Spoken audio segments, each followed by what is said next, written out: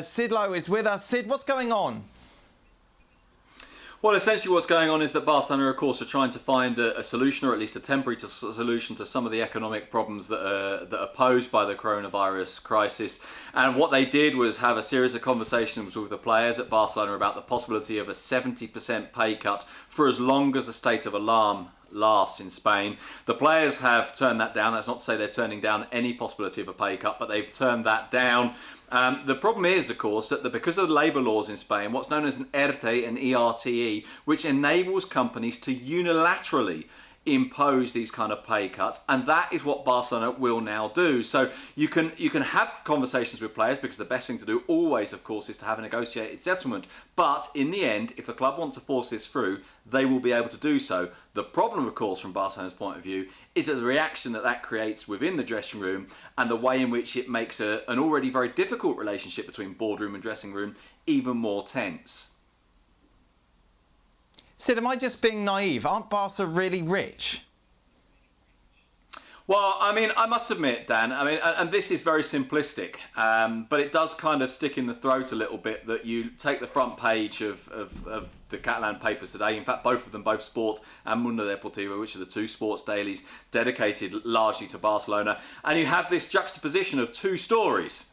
One story is, of course, to do with the transfer window, and the other story is to do with trying to cut salaries because they desperately need to. Well, you can't have it both ways. And actually, one of the things that people perhaps haven't appreciated is that one of the reasons why the players do not entirely trust the club on this, one of the things that they are saying to the club is, well, hang on, if you're going to reduce our salaries, and then in the summer, suddenly there'll be a €100 million bid for someone, well, this doesn't quite fit. This doesn't quite sit right.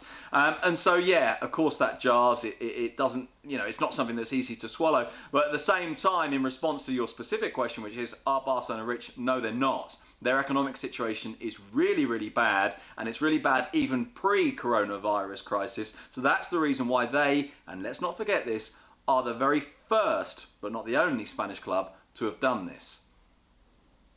Yeah, we've seen Atleti and Espanyol confirm they'll be doing something similar. Just sticking with Barcelona, what happens going forward, Sid? Say if games start being played behind closed doors, do they get a bit of their salary back? How do they expect it to play out?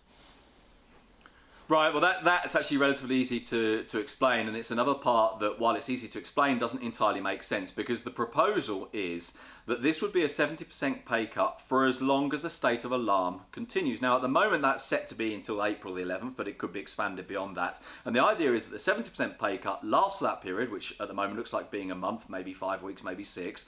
And then after that, they would go back to making 100%. And here comes the crux to this: whether or not the league restarts. So in other words, this is also an economic measure being put in place at a time where you still don't know whether the really key element to the financial crisis is going to happen or not, where you still don't know whether or not the season will be finished and whether or not there will be implications in terms of what you make from the television rights. So Barcelona are not only handling this in a way which is problematic, but also they're handling this in a way which may well be slightly premature. Well, thank you very much for watching ESPN on YouTube. For more sports highlights and analysis, be sure to download the ESPN app. And for live streaming, premium content, and let's not forget as well, ESPN FC 7 days a week. Subscribe to ESPN Plus.